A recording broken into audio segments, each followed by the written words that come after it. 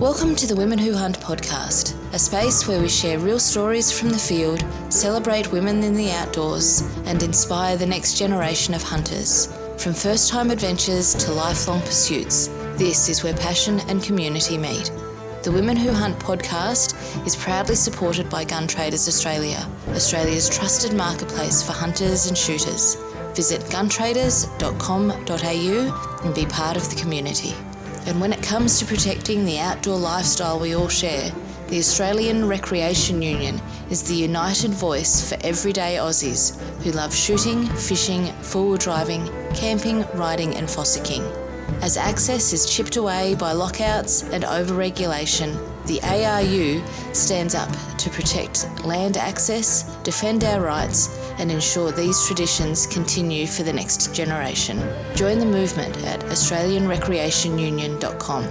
This isn't just another club, it's the line in the sand. Now, let's get into today's episode. Welcome back to another episode of Women Who Hunt. Today's episode is a little different. This conversation was born out of collaboration, organised by Cody Gearan and hosted by Wild Origins Australia, bringing together hunting and outdoor voices from across the country for one shared purpose: to slow the noise, to centre the facts, and speak with unity during a moment of national tension. We begin by acknowledging the tragedy that has reignited public debate. Our thoughts are with the victims, the families, and the communities impacted. Their loss matters, and it deserves response grounded in truth, integrity, and care. This conversation isn't about denial or defensiveness, it's about clarity. Across the round table, there is agreement on a fundamental point. Law-abiding hunters, shooters, and families are not responsible for acts of terrorism or violent extremism. Changing lawful firearm ownership would not have stopped determined offenders who operate entirely outside of the legal framework. What follows is a measured, sometimes raw, but deeply respectful discussion, examining what proposed changes would actually mean for safety, due process, regional livelihoods, conservation, and family traditions passed down responsibly through generations. From humane hunting practices to competition disciplines, from appeal rights to the realities faced by small businesses and country towns. This is a conversation rooted in lived experience, not headlines. For Women Who Hunt, this matters because women are woven into these communities as parents, partners, mentors and hunters. We value safety, stewardship and responsibility. We believe in calm voices, informed action, and standing together. This isn't about fear, it's about fairness, it's about facts, and it's about protecting a lawful way of life with integrity. If this conversation resonates, share it thoughtfully, engage respectfully, and check in on your people. Unity, not noise, is how lasting change is made.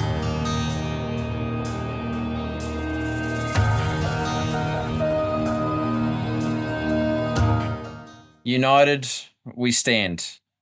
This is a little bit different tonight.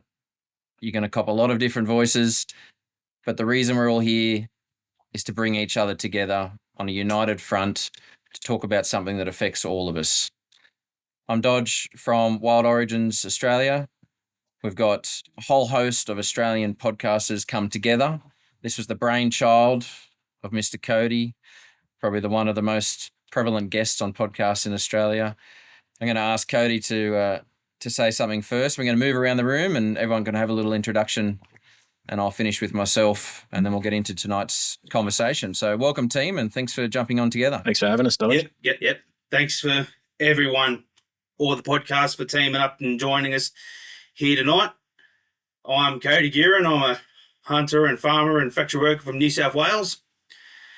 And I had an idea to try to unite the community and get our voices out there, and the voices that we all hear quite often while we're driving to work or sitting back and relaxing or doing chores about the house, I thought we could all share our unique abilities to just share and get our words out. And yeah, it's as simple as that, really. Sorry, do you want to go around the screen, Drew? You're next. Yeah, mate. It's Drew from Get Outdoors with Drew and Cam. We're a podcast that is trying to encourage everybody to get off the couch. Cam and I are both hunters, fishers, hikers, family men. We've been doing this for, I don't know, I think 7 months, isn't it, Cam? Yeah, it's something along those lines. Yep. And we're finding a really good response, and because we're both avid hunters, we're involved and following the industry quite close, and that's where we stand. It's going to affect all of us. Definitely. Cam, do you want to follow up from that? Yeah, mate. Well, look, I've been an avid hunter and outdoor enthusiast for many years now, and this is something that's going to affect all of us, like I've already said. I remember, I was young enough to remember when it all happened through in 96, watching my relatives go through the hand-in process and the like. So, mate, this is our turn to sort of stand up and try and have a bit of a say in regards to this. So, yeah, thank you very much for the opportunity to come on board with all of this. Carly, you're next. I'm Carly. I'm from Women Who Hunt. So, just giving the ladies of the community a voice. I'm a mum. I'm a hunter, and I'm raising a young hunter as well. And it's really just about a lot of these proposed things will impact my family and the next generation coming through. So it's really just about having a voice for everybody and showing what an inclusive community we do have in this firearm community that we've all part of. Thanks, Carly. Yeah, Zach, sorry. I was You go going to next. jump in. Carly's next on my screen. Maxwell from In the Dark and the Bullet Points podcast. So I'm a late onset hunter, been hunting for probably about 10 years now.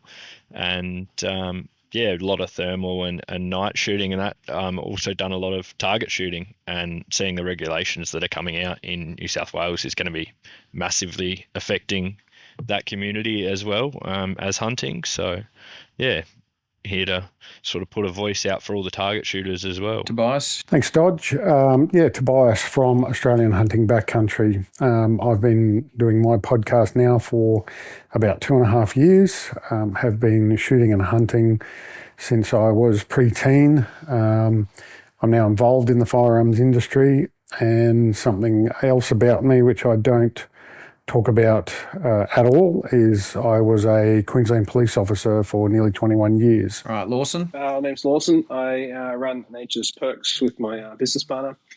We do everything from guided hunts to hunting courses to giveaways. I've been in the hunting industry for quite a while now. I've been a guide for about 10 years. I also work in the industry selling firearms and much, much more. So I'm here to say my share on the whole situation. It's very stressful for myself because this is my living. This is pretty much everything we have been put towards for the last many, many years. And thanks for sorting this out, Cody. And Zach, to close us off, who's probably the longest running podcaster out of all the people here, I'd say. That's scary for everyone to hear. Zach from Hunting Connection Podcast, avid hunter, fisherman, outdoorsman, been hunting ever since I can remember.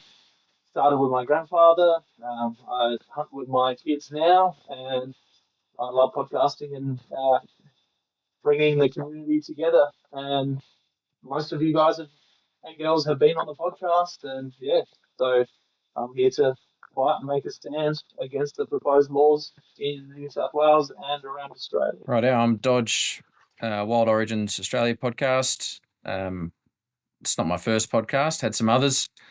And when got picked up by Blood Origins, and the question was, would we like to do a Blood Origins Foundation one in Australia? I jumped on that and said, why not? So we're a conservation-based community and really just focusing at the moment on what's going on here in Australia and the problems we're all facing. And I think this is a great opportunity to show some unity, to show some gel. This community can get together, can work together, and can be a team whether we're, like Maxwell said, whether we're sporting shooters, target shooters, hunters, archery shooters, we're all here for one purpose, and that's to continue what we do until our children can pass it on to their children's children. So I don't know if everyone's okay with me sharing my condolences, and the whole reason we're here is because of a tragic event that has brought this around. And I can remember seeing it pop up in the news, and I couldn't fathom what was happening. I'm like, this doesn't happen here in Australia. This is just a disgusting act from two sick people that it was unfathomable for me. I wasn't around when 96 happened. I mean, I was alive. I wasn't involved in firearms. So for me, this is my first time really experiencing that on home soil, and that hurts. It was hard to watch. I don't know if anyone wants to jump in and add anything to that. It's been a very hard week. I just finished recording a podcast, and when I jumped off, that was the first thing that I've seen all over social media Sunday night a week ago. And just seeing everything that was happening, seeing all the raw footage. Unfortunately, that's something about social media these days, is everything gets shared straight away.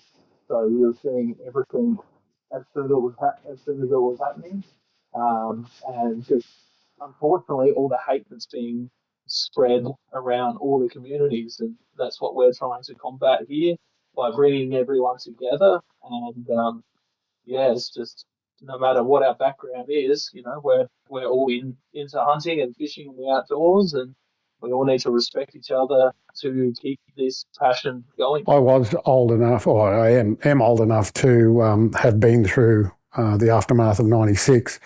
Obviously, the world back then was a very different place. We didn't have social media, so we didn't have, the almost live footage being broadcast to us and so forth.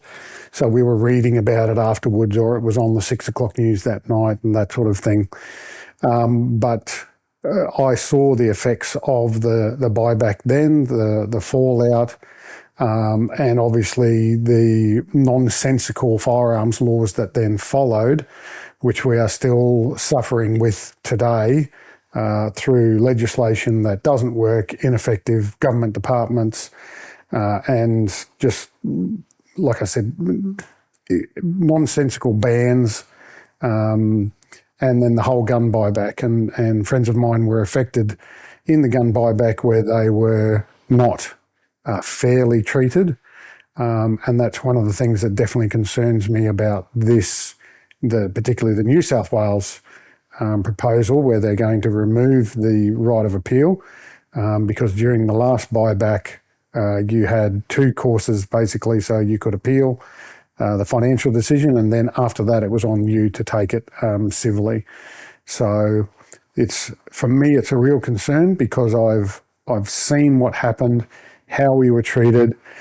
Yes, the world was a very different place back then, but everybody, I guess the point that I want to get across here really to everybody is that regardless of whether you are a target shooter with your 22 or a skeet shooter or somebody who hunts with a compound bow, you all need to be concerned about this potential legislation and the changes, because it might not affect you today, but I can guarantee you down the track, they will be coming for you. That's a very good point. My wife and I, we both shoot competition, and we've just introduced my 12-year-old daughter, 13 now, into target shooting as well.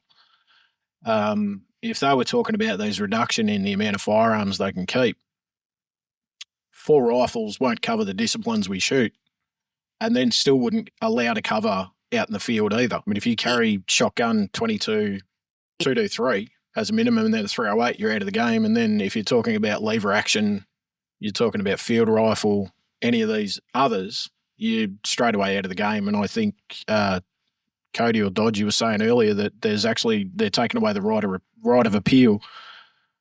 Reading the proposal they were talking about, you could apply to have extras, but it stated in there elite shooters only. I believe it was under the discretion of the Commissioner of Police. So, I mean, that makes an exclusion for just about everybody, no matter what, unless you're an Olympic shooter. Yeah, we're in the same boat here. So we We do competition shooting. So there's myself, my husband, and our 16-year-old son. And I know that a lot of you all are in the same boat. And that the firearm number limit, it's just not viable for us, because we are hunters and we are also competition shooters. Effectively, if all of the proposed 10-point plans are implemented, that pretty much just limits it wipes those pathways out. And our son, who's been working at this since he was 12, pretty much the thing that he wants to do and his passion, every avenue to pursue that is taken away. And I think that's probably the biggest thing, that's the biggest concern. It's the legacy that's not going to be able to be passed down from generation to generation. So it's not really my generation that I'm concerned about, it's the future generations that we're robbing them of these skills and these traditions by a red pen. The hardest thing too I'm looking at, was it's also going to come down to like an animal welfare issue if you look at it, because we're talking about a maximum of 4 firearms, right? So you look for your legal requirements for Samba Red, you're 270 plus. Your fallow hog deer chittle, you're 243. So there's 2 done. Then you're a duck shooter or a quail shooter. There's your shotgun. Then you've got to make the decision, are you going to be smoking rabbits with a 223 or not? It's going to have to look at that sort of stuff at the same time. It's a bit hard to gauge it, I think. I think that it's a bit of a knee-jerk reaction in a way, and they haven't thought this side of it through properly. I think that's very obvious, and that was very obvious in the 96 legislation that came about, was that this was legislation written by people that have absolutely zero understanding of actual working firearms and how they're used in a real world situation. I mean, we've all joked about the comment, belt-fed magazine, fed shotguns. Like a simple Google search for the Premier of New South Wales to come out and say that is simply embarrassing. It's woeful. So once again, we're the ones that are going to have to bear the brunt of bureaucrats that can't be bothered doing a job properly and actually coming out and talking to stakeholders and working out what path they want to try and pick, rather than let's just do a blanket ban on everything that we think is going to grab a headline and appease the people. Yeah, it's quite a scary concept, really, that they can just instantly say, okay, that's it. We're going to limit what you can have, and that's that.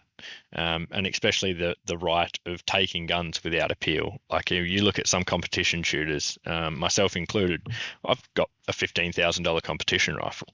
And it's like, well, I've got 10 other rifles. I'm also a contract shooter.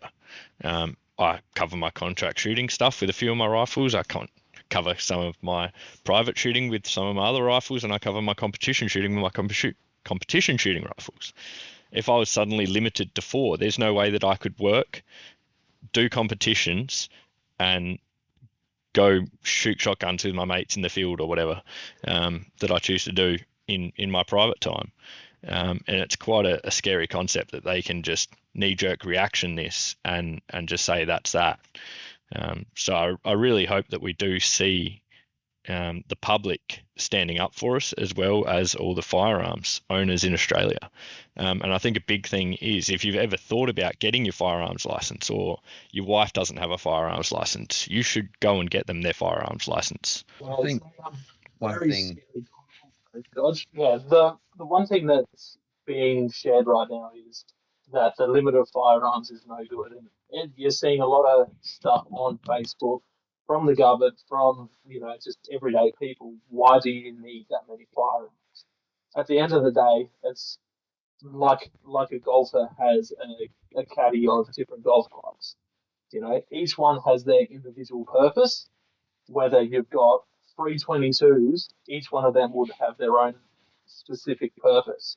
Whether it's, you've got iron sights on one, you've got, thermals on another, a typical scope on the other one, and then you've got a variety of rifles for small game, big game, ducks, rabbits, competition, everything. We need this caddy of firearms that we have, because each one serves a purpose. Even if it doesn't serve a particular purpose, but there's a lot of hand-me-downs from dads, grandparents, great-grandparents. There's a lot of people with rifles that are, over 100 years old, and they've been to, a few wars. They've got stories, they've got memories embedded in these firearms. It's like car collectors. Why does someone need to collect cars? Because they like them. There's like a artsy side of it. It's the same with rifles. There shouldn't be limits on this type of thing, and it's just ridiculous that these things are being pushed out there.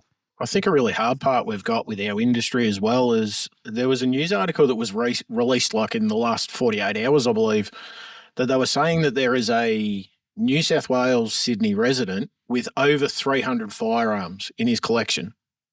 And it was massive wording.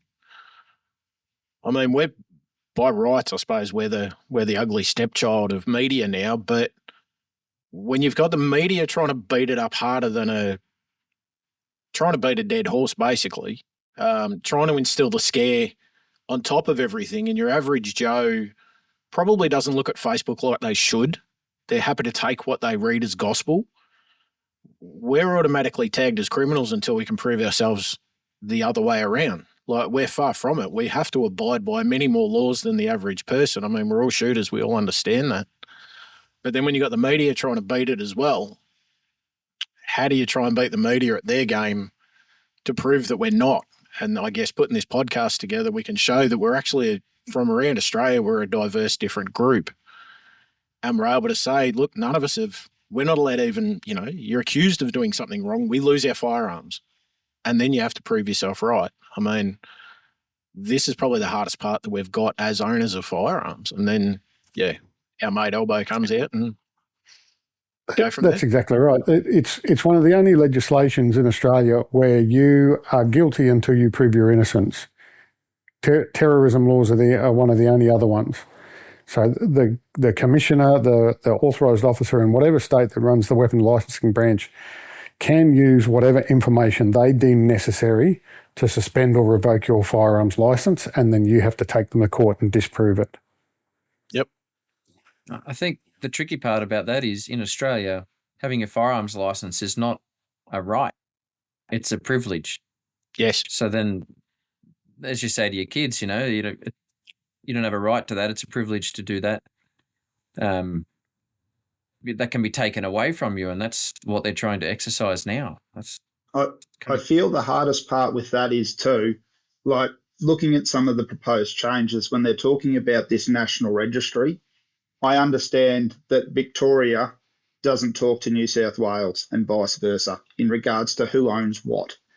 So I think some of the changes might be a handy thing, a national registry where they know who's what and who's got what. Look, that will play in all right, but it's the other stuff that they're going to try and bring in.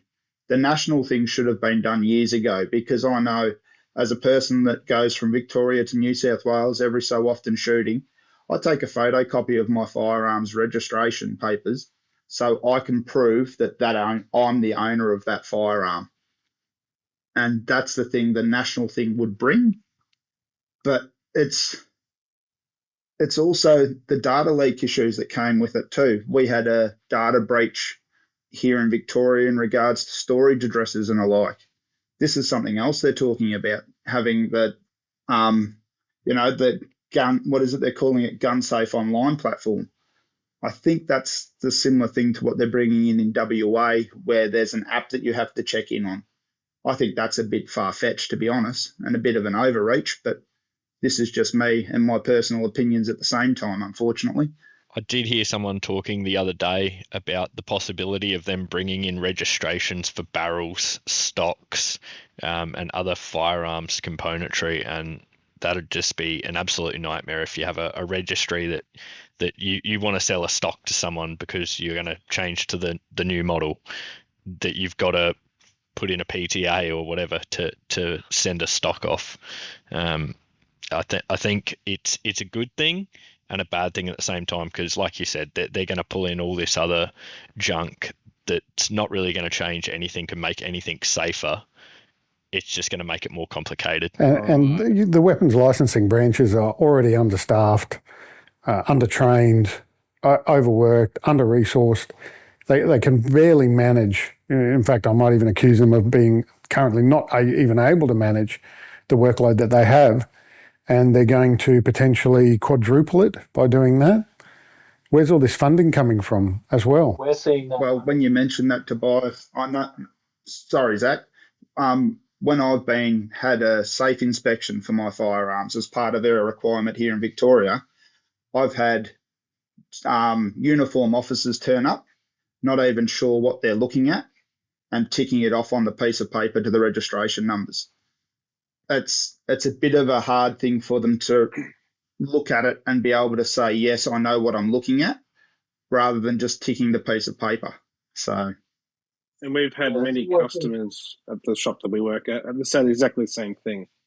They've come in, they're saying, to the client or the customer, the person they're checking the safe on, you need to take the bolt out of that gun. It's a lever action. So, I think maybe the police need a little bit more training as well. But it's pretty sad to hear that kind of, we get that quite commonly, that we hear that they're doing a safe inspection and they have no idea what they're looking at. All right, before we go on a bit further. Sorry, Dodge, you're right. Yeah, before we go, we've had someone just jump on. Now, I have to reclassify what I said earlier. I said that Zach is probably our most experienced podcaster in this chat right now. But someone has just walked in the room that kicks us all out by about 27 years, I think. Welcome to the room, Jason. Can you hear us? Yeah, sorry, guys. No, Zach's way better anyway.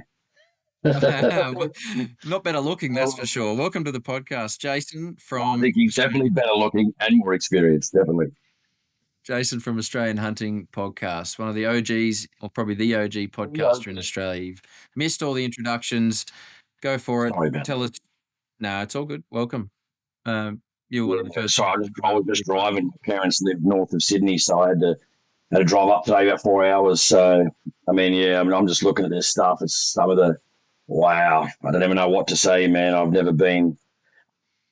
I think if you guys haven't been online, I think someone just released the draft about an hour ago. If you haven't seen it, it's one of the worst things I've seen, man. PCP air rifles, straight pulls, lever action, it's all gone, man. So, I don't know. I heard yesterday they're possibly, I don't know if you guys know any different, maybe you might be able to add, but they're two votes down at the moment. That's what I've been hearing. So that's obviously not good. So if it's 2 votes down, you can consider it to be basically game over at this point, unless something drastically changes. But, I don't know how they're going to ram it through tomorrow. That's or the next couple of days, because they need to do certain things. So I don't know if they're going to have time to do it, especially when people are going to be giving their point of view.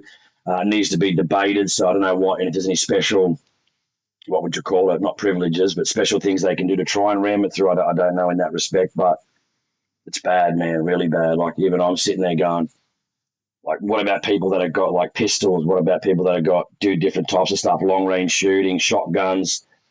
How are you going to do this on 4 guns, man? And what's going to be the criteria for the 10 guns, even for a lot of people? Like, I got guys ringing me the other day saying they've got 45 guns, and they're not cheap guns. A lot of them are Tikkas, and this guy doesn't have anything other than Swarovski on his guns, and he's got 45 at about $6,500 a pop per rig. That's 240 grand, man. Like, how are you going to get the money back for this shit? You know what I mean? How are you going to? That's just one part of it. I'm not even talking about the money right now. It's just, I don't know. Yeah, and that's the thing, Jason. They won't pay us fairly for these things. They didn't the last time, and they won't do it again. They'll look at accessories and say, "Sorry, we're not paying for it," or you can sell it on the private market. That's an us problem. That won't be a them problem. Yeah, it's pretty bad, man. I don't even know what to say at this point, man. Like, I've got this Bluetooth headset on, man. I can normally charge it every 2 days. I've been charging 3-4 times a day just talking to people, and just got to be careful about what we say online sometimes. I know I can be a bit full on, but I've tried to calm it down just a little bit, within reason, because they are looking at people, man. Like, when you stick your head up, you got to be careful, man. Like I always say, try and sign off with, remain calm. Those sort of things just keeps the heat off you, because a lot of us want to say, trust me, I want to say some things. Don't worry about that, but I've got to keep it in check. You know what I mean? So, You got to do the right I know thing. how you're feeling. My phone's been blowing up since it happened too, and to the point where I nearly have to turn notifications off just to work during the day because certain Yeah, chat groups are just going, and none of it is exciting. Like it's all. I'm reluctant to say depressing and mental health thing. Like you don't want to say those things in the current world because it's another reason for them to take guns off you. But exactly. it eats at you when you don't have an opportunity to not think about something, and that's all. I'm in an industry, few of you guys are too, where this will not only hurt us as a hobby, but financially. This is business. This is a small business for me, but it's a bigger business for a lot of people.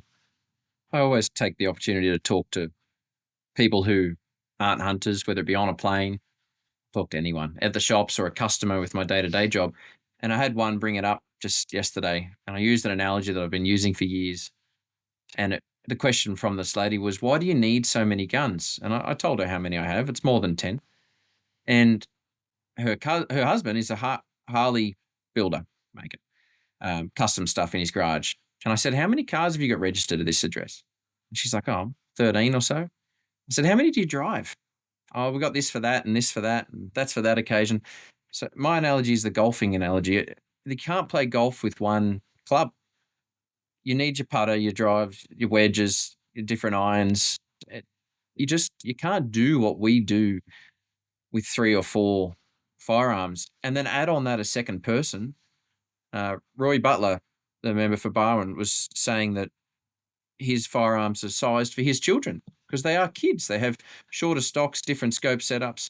You can't just it's not a one-size-fits-all situation, but just having these discussions in my day-to-day life outside of my normal circle has shown me a greater understanding and willingness to understand that I hadn't seen prior from people outside our circle. You've got the Jewish community coming out and saying it's not a gun thing. You've got John Howard saying, guys, settle down. I did what I did, but you don't need to do it right now. Like, to hear that from him, that was surprising. Unfortunately, I think the general consensus out there on social media and so forth has been a lot of people are recognising that it's not a gun problem. It's not a firearm issue. It relates to the people who were wielding that tool at the time. Had they not had access to firearms, and we've seen this before, they would have used a vehicle, or they would have used an explosive device, or they would have used knives or machetes or something like that. It just so happens that they had access to that at the time because they manipulated the system and they were allowed to. And I don't want to go too deep into the reasons why that happened because that's not the direction we want this podcast to go, I don't feel. But it's easy, it's very easy for the government to then turn around and say, bang, there's the quick fix to the issue. And I can look good doing it and appeal to a majority of voters because at the end of the day, politicians just care about getting into the next term. Yeah, 100%. Unfortunately, with old Johnny Howard, I think it's more of an ego thing than anything is the reason he's stepped out instead. He doesn't want his firearm laws overruled and overshadowed with the new ones. And that's what it comes down to a lot of the time as well in our community is ego. So we've seen WA fall to limit strict firearms laws this past year, and they weren't able to do anything. And unfortunately, that's come down to a lot of ego within the shooting and hunting community, and people not being able to put their egos aside to work together to get things done. And also, that was said earlier, is police understanding of how firearms work and what's going on with firearms. So here in South Australia, our firearms branch is ran by 2, maybe 3 people at the moment, and we're seeing delays of PTAs 8 to 12 weeks. We're seeing licenses renewals 12, 14, 16, 18 weeks before people are getting their physical license. And it's crazy. If you've got your digital license, which is another big thing, you get it back quicker. But if you're waiting on that physical card, you're looking, 4 months before you're getting a physical card back. So they're going to introduce these new firearms laws on an already poor system with people who are struggling as it is, who have no understanding how firearms work, it's just going to be a terrible, terrible thing. And my understanding of policing in South Australia is they only have to do one shoot a year when it comes to using their firearms. And even then, speaking to a family member who's a police officer today, he was saying that they don't have their own firearms. They just get given one each day that they have their shift. So they're not even trained to the firearm that they're using every day. They've got no idea on how that particular handgun works. So it just blows my mind that the people that are bringing in laws and enforcing the laws have no clue when it comes to firearm safety or anything. And another thing to be wary of within our own community is that back when Johnny Howard had his little stunt, people just sort of bowed down and said, "Yeah, no, like we'll be good little boys and girls and do what you say." That is not something that needs to happen now. Like a farmer doesn't need to go, "Well, these new changes don't really affect me because I'm a primary producer, so look, I still got what I need." Like, if you give them what they want, they'll go, "Well, maybe you don't need that many. Maybe you don't need that type of firearm to do cattle work, or you don't need that to control roos and pigs. In fact, you shouldn't be shooting at roos at all. So maybe you shouldn't just have guns in general. Like, keep taking wherever they can." So those in the community that want to be like, "Yeah, no, just we'll agree to the laws or we'll agree to the changes, we'll hand our guns in," like that's not the way to go. I think that was one of the tricks. Sorry, Katie. Yeah, that was one of the tricks they did back in '96. Was they said they're only going to target certain types of firearms, like semi-automatics, pump-action shotguns, that sort of thing. So what we saw was different sectors of the shooting community duck down behind the barricade and go, "Okay, well, I only shoot target 22s at the range on the weekend, or I only shoot my double barrel shotgun at clay targets. So these changes are not going to affect me. So I'm going to remain silent, and that way I won't catch any shrapnel, and I'm still going to get to maintain the lifestyle that I want." And they're by targeting these different styles of weapons, they're trying to do that again. They're trying to divide us as a community. And that's the main message that I really want to get across out of this podcast, is that we all need to stay together. Unity is strength, regardless of what you do, whether you own 10 rifles, one rifle, whether you own a compound bow, whether you're a fisherman, four-wheel driver, whatever it is. We all need to join together and just put on a display to the government, let them know that we will not tolerate this, and it's going to cost them at the next election or whatever other lawful means we have at our disposal. I'll happily put my hand up and say, probably a bit, not being there for 96, I've probably been a bit complacent in the thought that, like, they did take away some guns, but at least we've got some now, and that, we use, because that's all I've known. I didn't know what it was before. And I think Cody said it just before we recorded. I actually wrote it down. They didn't have podcasts in 1996. I mean, Jason probably started in 1997, but in 1996, they didn't have them. And I'm not that old. The strength in unity here is to get this across to people. So, like I was saying, prior to being in industry as I am now, I was probably a little bit on the back seat of just taking the pedal off a bit and cruising with what I had access to and what I could enjoy. But now, like, just seeing all these people sending letters, contacting their members for parliament from every area of our industry. Bow hunters are into it. Pig doggers are into it. Four-wheel drivers are into it. It's all overlapping. It's all interconnecting. I think we have a small part of a problem being Australians, that it's starting to fade out. I think Tobias and I wouldn't be too far off each other in age. I remember at the time when all the changes happened with Howard, I remember the famous picture of Howard standing there with his hands up in the air, and you could make the outline of his bulletproof vest in the back of his suit. And he was saying that I'm with you guys. I'm doing this for, to make sure everyone's safe. And it was a very small protest. To look at the photo, I think it looked like it might have been 500-600 people. Could have been bigger. But as Australians, we seem to sit back, and I think you mentioned it a bit earlier, or I can't remember who mentioned it, but everyone stood back and it went, oh, it doesn't affect us, so we're not going to stand up and rattle the cage. As Australians, we're more relaxed until now's the time that we need to make that push into a shove.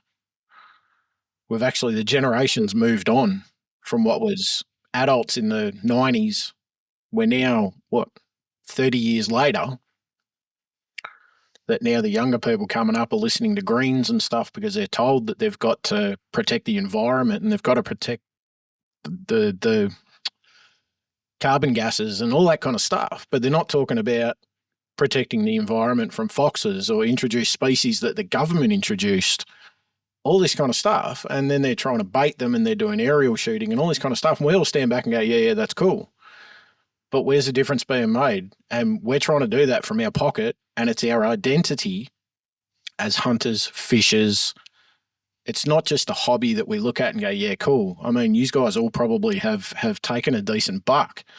I take a lot of rabbits with my daughters 15, 20 minutes from my home. Shared them with Cam. Cam shares his deer with me.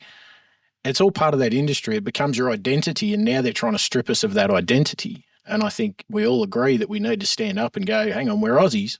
We love what we do. We're not criminals. How about you listen to somebody about what you're trying to do? So dating myself a little bit, 96, I was 3 when those laws were brought in. I don't remember too much about the before to after stuff, but growing up with my grandpa and going shooting with him every fortnight as a young child from 3 years old, my distaste for the government started then because of me seeing how he had to hand over multiple firearms, handguns, and everything. And then from then, it was just every other year was a different firearm he had to give up due to laws coming in. So I was 3, and my distaste and my distrust of the government started then on this stuff. And we're already seeing now, my son, as bad as it sounds, he doesn't trust the government because he knows that they took bow hunting away from us, and he hates it. And he goes and tells his teachers, he goes, "I don't like the government. They took away bow hunting." And then it's just one of those things. It's just they're building distrust in the government by doing this type of thing. It's horrible. Yeah, I think the big thing is just as Valtteri Bottas likes to say, if anyone's an F1 fan, what's next? Is what it comes down to. It's like, okay, they've taken that. What's next? They got bow hunting in SA. What state's next? What they get us down to 4 firearms? Is 2 next? Is 1 next? Where does it stop? Is the question. I think we in South Australia are the next to go to the polls, and I think everyone needs to take a big look at what firearms policies the people they're voting for have. And make sure you're voting for someone who has a good firearms policy and is going to continue to allow us to do what we want, because at the end of the day, that's it. They allow us to do it. And there's no real option to change that, but we can make sure that we put the people in place to make sure that we can keep doing what we love. Do we have a figure of how many shooters there are in Australia? Licensed shooters in Australia? 37,000. Sorry? I think it was 937,000. I think somebody posted some stats on their Instagram. I think it's just over 1 million. It's actually gone down since 96. So we've got 1 million shooters. People, so in different states like WA, you have to have a license for each firearm you own. So when you own multiple, that builds up the firearms licensing numbers when they do it. So I do believe it's just under when you take that into account. Right. 943,000 as of August 2025. 943,000. Own a total of 4 million guns. Well, one of the things you shared today, Okay. talking about what Jason just said about the Lebanese guys not going into the shop. Yep. So I wasn't going to go into that, but yep, I'll go into that. It's very disappointing to see the hunting community at the moment spreading hate on the Muslim community in the hunting community. We have a very rich, very knowledge base, people that put so much time and effort into the hunting community. everyone here knows Cads Huntress. It's people like her. She does these. People like her. She goes courses through SSAA, and she's getting attacked from people within inside our community, people that run hunting, not just Facebook groups, but actual hunting groups, have been sending her hateful messages because she is a proud Muslim woman. And it's disgusting. It's not on. We should call out these types of people to their face. Not just make a deal about it on social media, but message to these people, because without people like Tads in the hunting community who are bringing outsiders in, she's done more for women in hunting than anybody I've met. I haven't met Tads, but I've podcasted with her and spoke to her plenty of times. But yeah, it's just very, very disappointing to see how hateful the hunting community is, especially in a time where we're together. Is Cads a permanent resident of Australia, or she's on a visa? She's Aussie born. She is Aussie born. Okay. Because I was going to say, if they do bring in you can't get one while you're on a visa, if she was on a visa, it'd be good to actually talk to her about what effect this would have on her down the line if they bring that through. There's a Kiwi fella, lived here for 20 years, married an Aussie woman, got kids. They're saying unless he's a security guard, he can't have a gun. Wow. He's unfortunately still got the accent, but he's more Aussie than I. Yep. It's just they haven't thought this through. Rushed policy creates unintended consequences. We've seen it before. Correct. We're going to see it again. But you've got someone like Mins whose face is in the media. Yeah, Mins is in the media screaming and yelling what he's going to do and what he wants to change, yet we've got belt-fed magazines in guns. You've got, what was the other one he talked about? There was another one he had complete disinformation about, yet they want to bring all these changes in laws. I don't get how they can do that without consultation. If there's one law that I'm okay with him bringing in, it's the banning of the belt-fed shotguns. He can have that one. I think we can accept that. No one can buy 40 mil grenades anyway to put in a belt-fed. So it just goes to show who we're dealing with. Belt-fed shotguns. I mean, when's that been available? Shit, I'm 44, but I'm like, I don't even remember that even before 1996. I don't even know what guns even make that sort of thing. So I'm like, this is what we're dealing with, an idiot that doesn't know what he's talking about. It's just crazy, man. But if you're seeing anyone too, I just tell people, if you're seeing anyone, there's a couple of guys, I haven't posted about it. I was going to, but I thought it's not going to help. We've even got people up north from one of these Hunter Valley clubs up there, if anyone's up that way, already selling us out, saying we don't even need 5 guns. And I'm like, just tell your friends not to do that, guys. I mean, I'm sure anyone here, they're not doing that, which is good. But why anyone from a club out there saying that sort of stuff is just not helping at all, man, at all. Well, I think the other one we need to stick together. Mins was talking about high-capacity firearms. Well, he was talking about high-risk weapons. Show us high risk as well, yeah. What are you deeming as a high-risk weapon? Any weapon could be deemed as high risk. It depends with the nut behind the stock, doesn't it? You can jump in a semi-trailer. That's correct. That's what he has. A higher risk than a firearm. And it comes back one of the things to look at is the Weapons Prohibition Act of 98, where they're going to relook at knives and things like that. But it's starting off with guns, and they've slipped that in there. But where's again the line on that?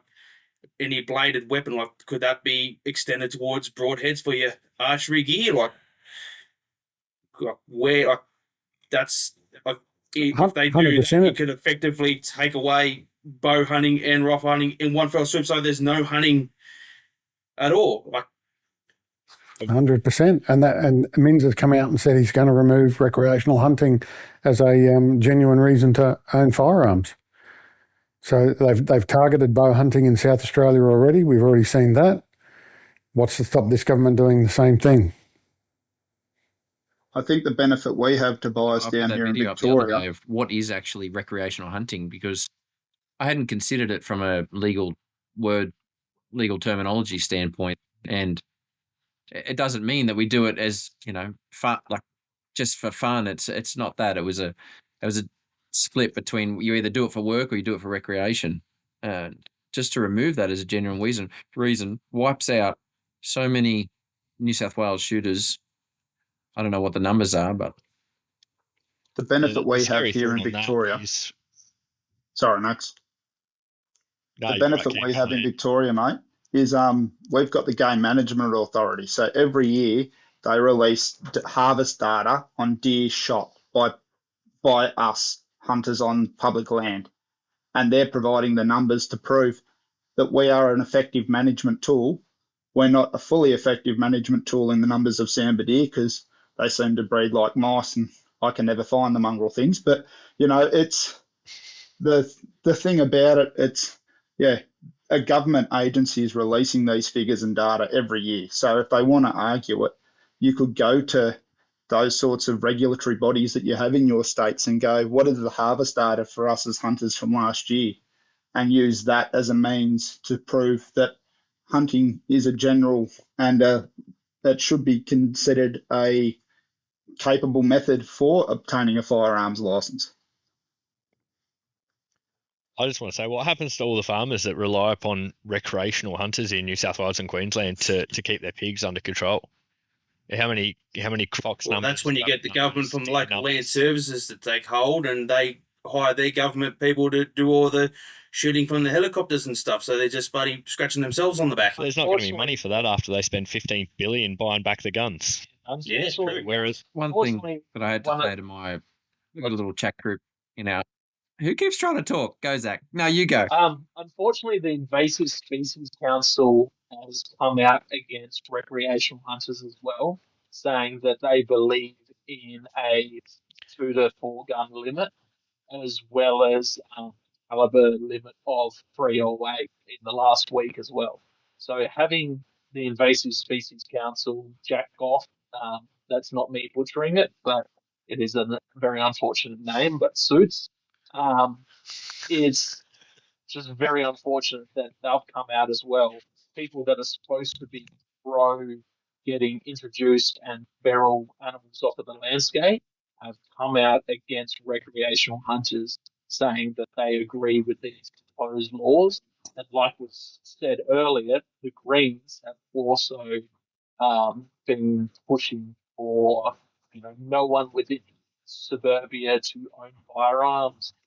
They're looking at keeping firearms in a safe place like a gun club, not being able to store them at your own home address.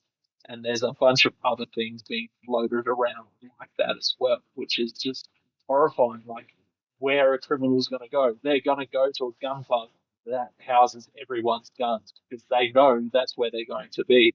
At least private citizens, they're keeping them in the house, and they don't know unless the media, like WA, releases home addresses in a big map again. Look, I have no doubt that the Invasive Species Council, the Greens, Animal Libs, they could all write a very impressive report on the taste differences between Ajax and Windex, but there should not be people involved with making decisions on a subject they know nothing about, no experience with, but act like they do. It comes back I'd like to see is consultation with community. And my prediction is, I haven't been through this before, my prediction is what's going to happen on Monday, Tuesday, Wednesday is they're going to dump 100 laws on us and we'll all go into hysteria because they'll all be wild. And then over the course of the next 6, 8, 12 months, however long it takes to come in, we'll rein a few of those back in. They'll lose a few of them. And by the end of it, we're going to have some of them stick and it won't be fun. But it just, the rushed lack of consultation from people that don't know the difference between magazines and clips and all the terminology they should, it's the wrong people to make the decisions. Why not, say, hey, look, we'd like to change the firearms laws because of what's happened. Let's all talk about it for 6 to 8 to 12 months and see if we can find some sort of happy medium. Obviously, we don't want to see things change, but how about we wait for the investigation to happen and then the coronial investigation and then be guided by the coroner's findings, who is more independent than than this supposed panel that they've put together to consult with. That didn't happen to have anyone from the firearms industry on it, just coincidentally.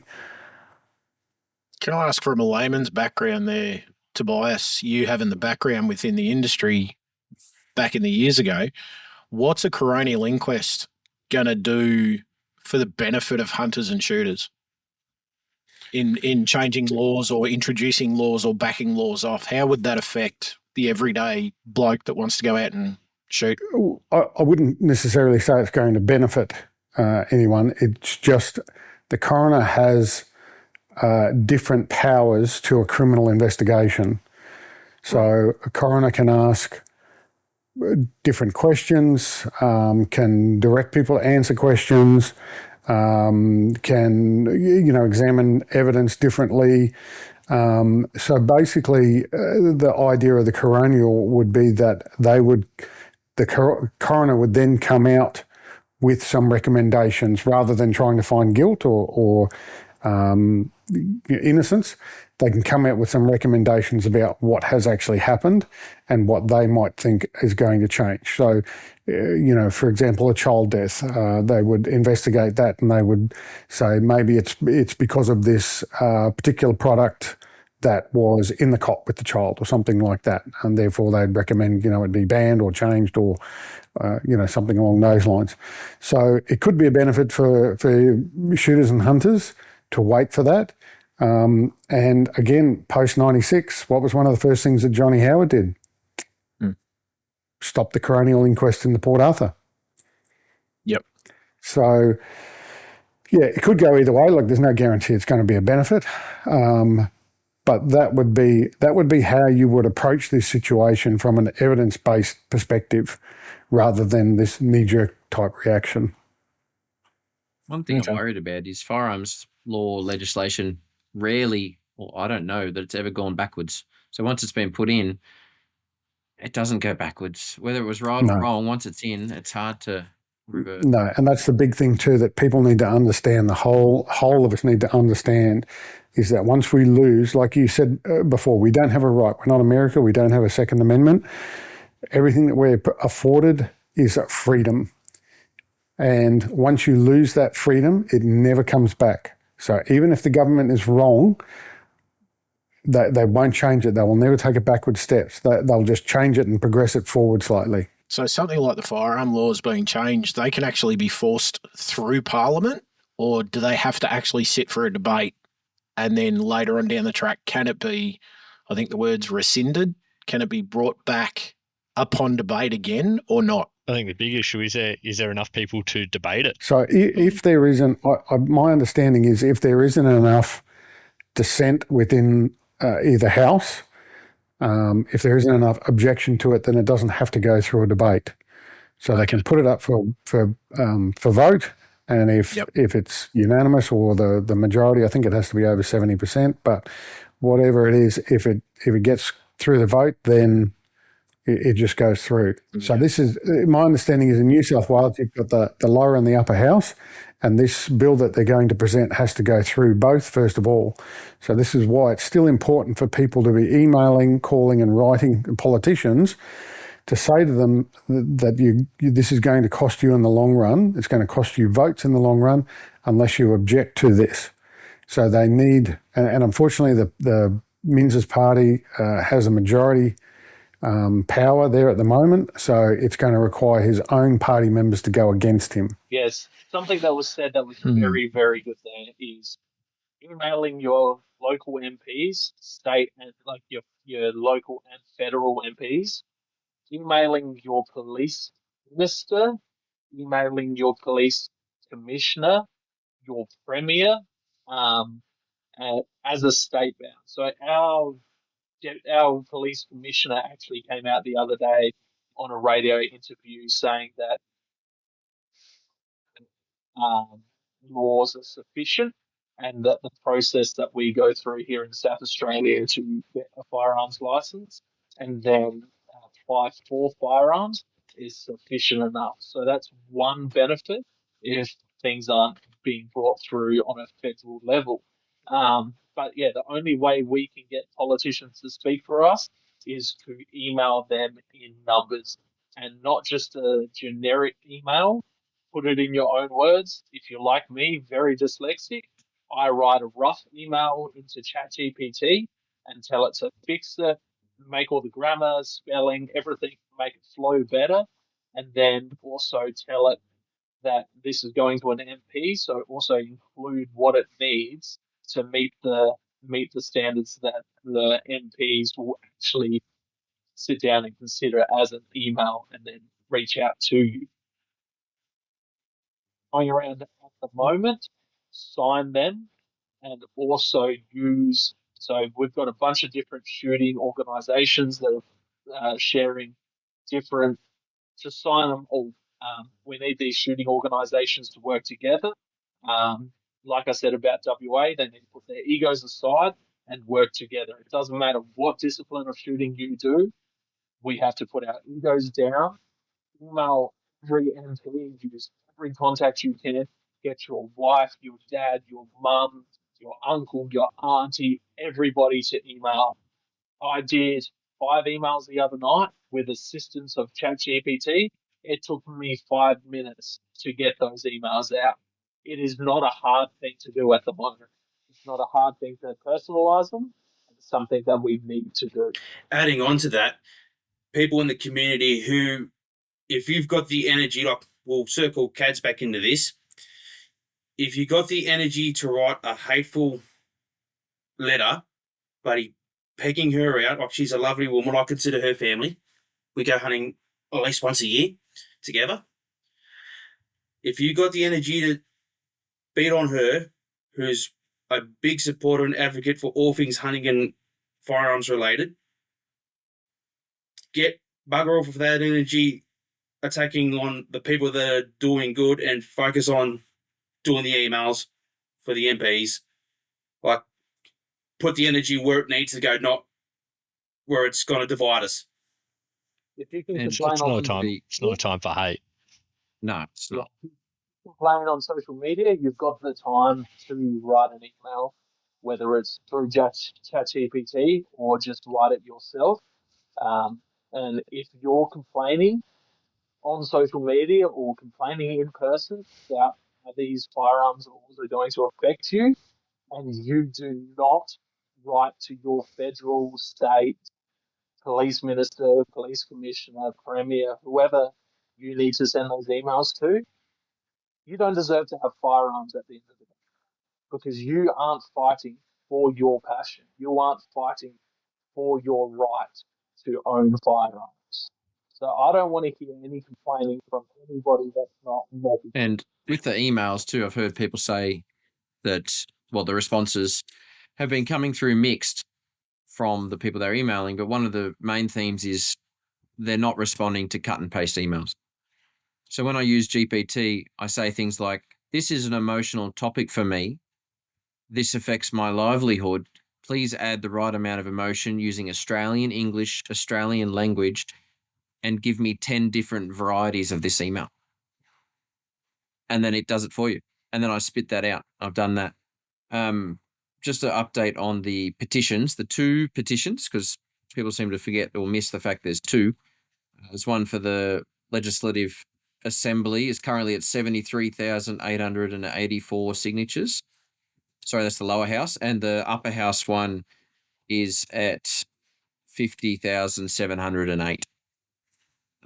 So those links for those will be in the show notes for this when it comes out, this episode. But keep signing. We shut down their website. The amount of people logging in to sign over the last 72 hours has shut down and slowed down Parliament's own website capacity, which is incredible. Just New South Wales people. That's not Australia-wide. That's New South Wales residents. So that's amazing to see those numbers.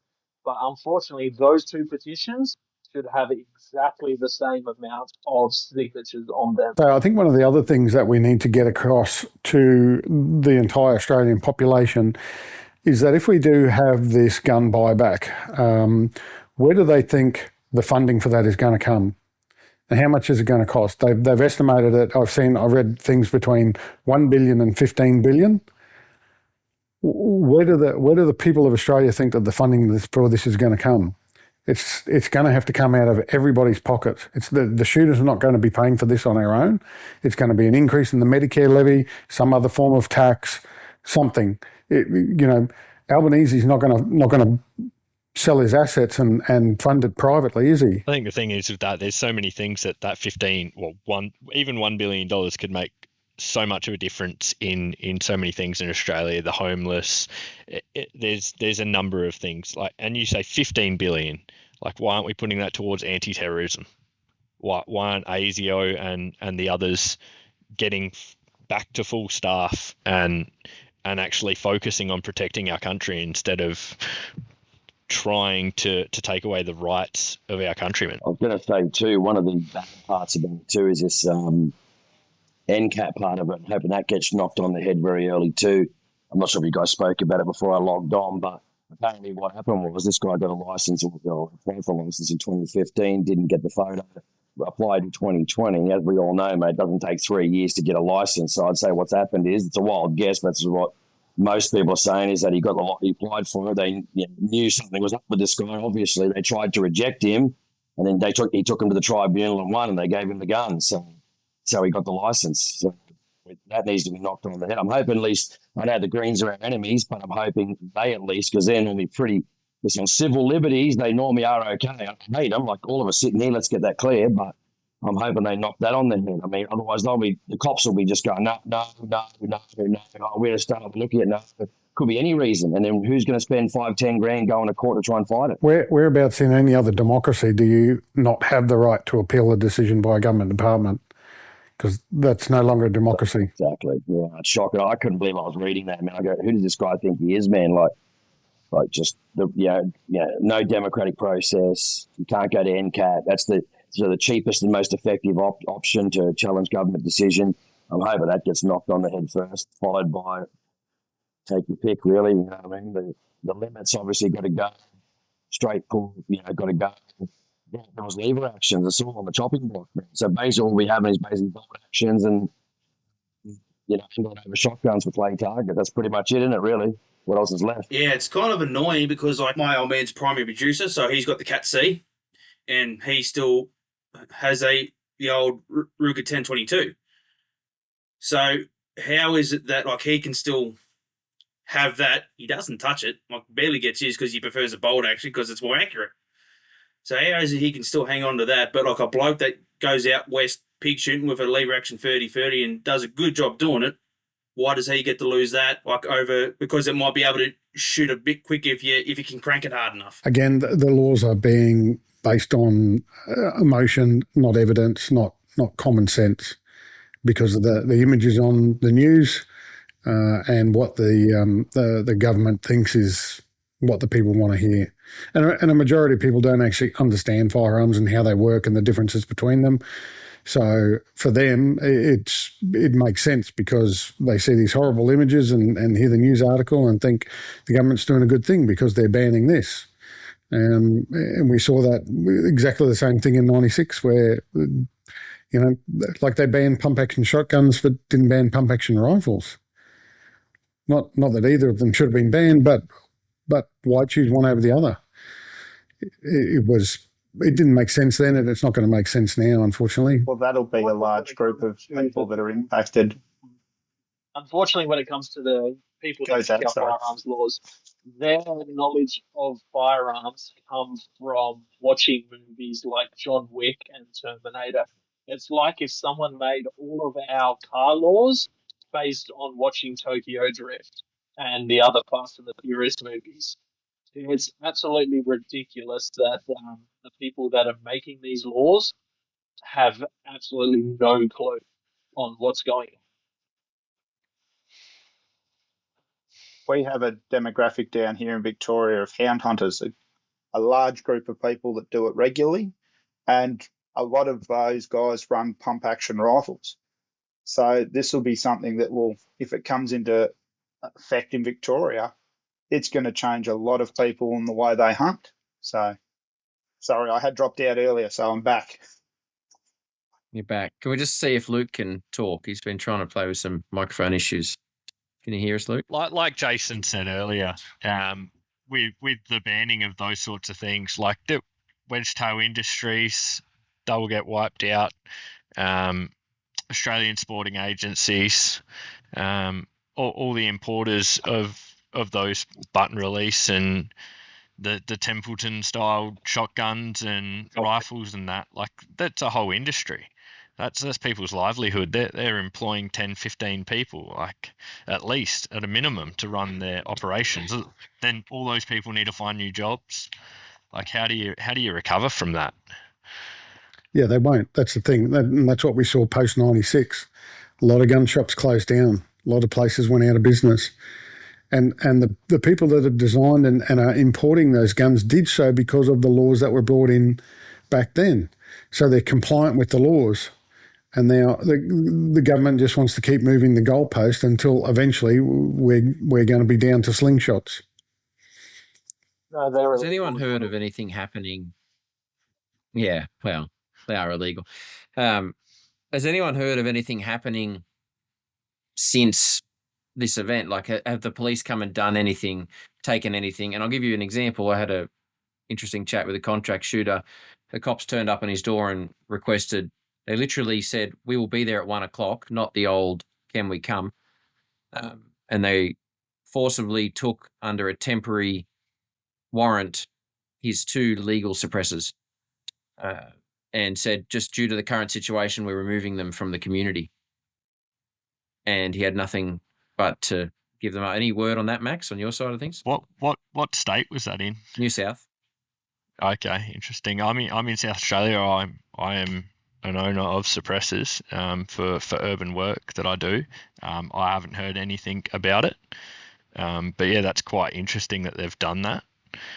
I don't know why they would do that and what law they've done that under, but yeah, that's a strange one. I haven't heard of anything like that happening, but I just asked him, were they actually real policemen or were they? Yeah, that's very strange. Like, I mean, if they're going to do that, it's like, well, why aren't they just taking your whole inventory of guns if they're expecting it? Like, what's a suppressor going to do? The terrorists didn't have suppressors. And why would they use them? They're trying to cause as much emotional damage as they can, as well as physical. The loud gunshots are a plus for them. It causes it's absolutely horrible to hear, like when you watch the videos and stuff. And yeah, I'm dumbfounded, honestly. Have you heard of anything being taken, Chase, or anything? Nah, man, not from anyone. Nah, just get told people to. So just keep it, sign off with, keep calm, stay calm, obey the law. Even though sometimes you don't feel like you want to say that, but that's what you have to do. You just got to keep them, keep the sharks at bay, so to speak. So, but it's a culture. It's a political. It's not cultural. It's not. We can sit here and talk about what's not right and what's not this, but it's purely political, man. Nothing more, nothing less, and it's a different fight. It's not a cultural fight. It's a different one. That's where I think we pull up short a lot of the time, man. One thing they've removed from us is our right to protest too, and that's a very clever timing choice. I was in a chat the other day, and I won't say who said it because you probably won't want it said out loud, but he said they haven't removed your right to walk down both sides of the road legally as a large group, but as soon as you step onto the road, you're in trouble. So they were, politely suggesting that might be an option, but I definitely don't recommend that sort of thing happening yet. Yeah, the scary thing that is, unfortunately, with protests, that's our biggest form of publicity.